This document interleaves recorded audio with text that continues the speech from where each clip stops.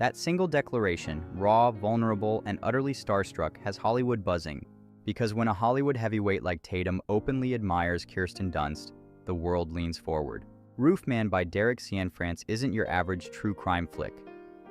It's based on the surreal true story of Jeffrey Manchester, a former Army Ranger turned audacious criminal who broke into 45 McDonald's locations, through the roof, and then hid inside a Toys R Us for 6 months. There he meets Lee, a single mother and employee played by Kirsten Dunst. What begins as a tense game of cat and mouse morphs into something warmer, stranger, more human than anyone could expect.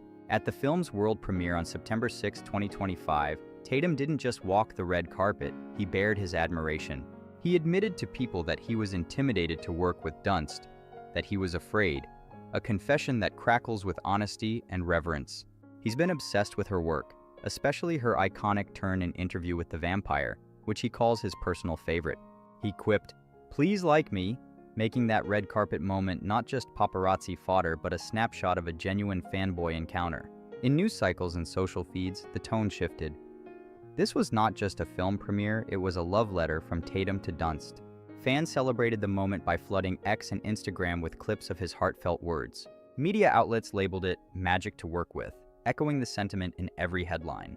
It's not just admiration, it's reverence captured in a snapshot on global display. Off camera, the emotional stakes ran even higher. To inhabit Jeffrey Manchester, Tatum took multiple 15-minute calls from the real convict, even answering one during his daughter's school meeting. "Prison's calling," he laughed afterward. That bizarre intersection of real life and art added weight to his portrayal. Meanwhile, Dunst, though widely admired for her grace, humorously admitted she wasn't in the mood for some of Tatum's behind-the-scenes Polaroids. It's that blend of exhaustion and genuine connection that made the set feel more family than film. Critics call Tatum's turn in Roofman possibly his career best, an alchemy of charisma, vulnerability, and heartbreak.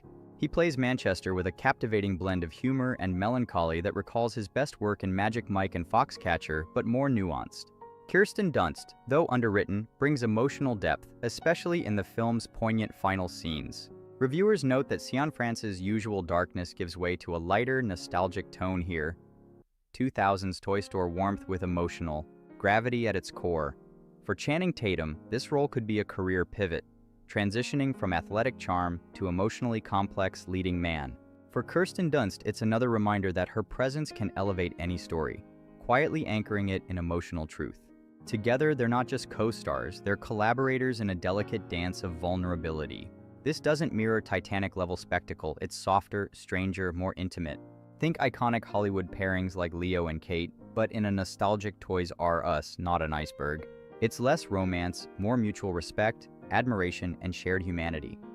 By the end of Roofman, you feel the fractures in Jeffrey Manchester's facade, his ache, his longing, his fragility, magnified by Tatum's performance and grounded by Dunst's emotional depth.